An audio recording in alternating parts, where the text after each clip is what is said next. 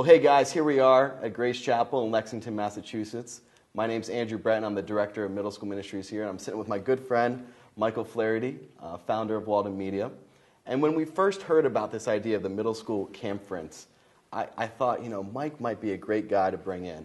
He hasn't really spoken at a lot of youth ministry events, but I recognize that most of you youth pastors out there probably don't know who Mike is and are familiar with his work. You might be familiar with the Narnia movies and things like that, but you're not familiar with who he is as a person. And that's who we're bringing into this conference. So we're going to take a couple minutes and get to know Mike a little bit better. So, Mike, how did you get the whole Walden Media thing started? And what's your sort of vision for that company? Well, I had God has a great sense of humor, and I had always taught or worked in education policy. And I saw that movies had a great capacity to change kids' views on the world and to get them excited about reading and history. But my problems were I didn't know how to make a movie and I didn't know how to write a business plan. So my wife bought me Business Plans for Dummies. Yes. And I called my roommate from college, Carrie Granite, fantastic friend. We were both in each other's weddings. And he was the president of Dimension Films at the time, making the educational classics, Children of the Corn, The Crow, Scary Movie, Scream. And he wanted to make a different kind of film.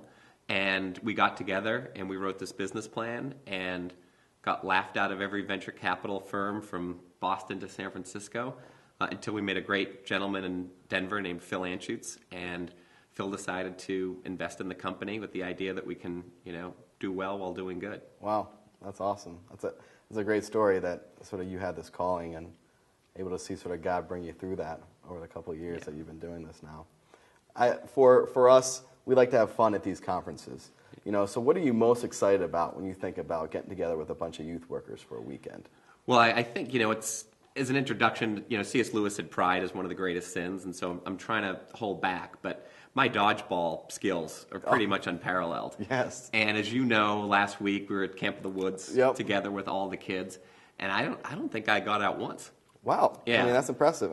So are you challenging some youth workers in the room? Oh, yeah. Especially the guys from the Midwest. They're pretty cocky. Yeah. They think that they're unbeatable. And they don't know about the Northeast. No. And what we got. No, it's really coming on strong. We have some good youth programs. We're raising these kids up, just like it asks some Proverbs to be great dodgeball players. Yes. And I think that the key for us is to make sure that we bring those good balls, the red ones that sting, not the wimpy little.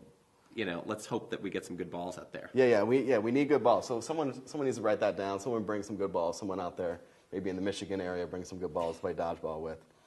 And as you think about sort of telling stories, and obviously you're passionate about telling stories through movies and also through books, what do you think makes a compelling story?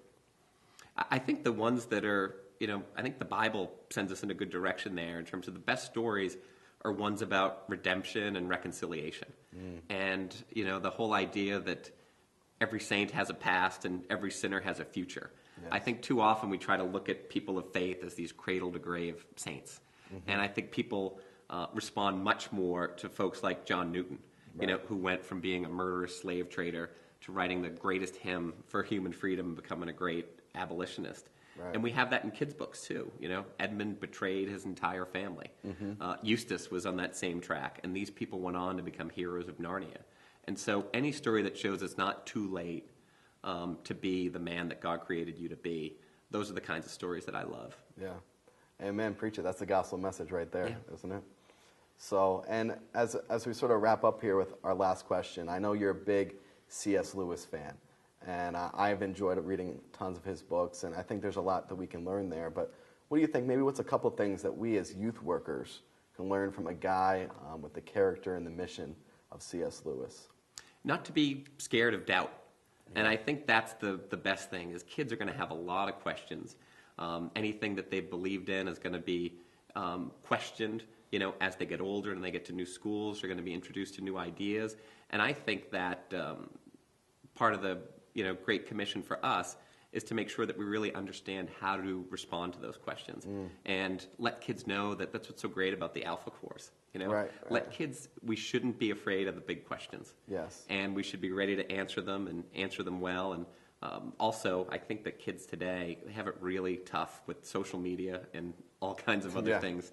that are out there. You know, they weren't around when Lewis was there. Yep. But I think for Lewis, I think just to always keep the focus on truth and never to be afraid of a discussion, and always come back to that, because as all the great apologists have realized, if it's not true, why waste our time? Right.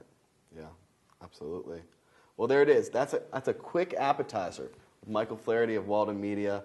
He and I are both going to be there at the conference in October. We hope that you're going to be able to join us for a little bit. That's it. Mike, any final words? Bring the dodgeballs. Bring the dodgeballs. That's it. Boom. Here we go, baby.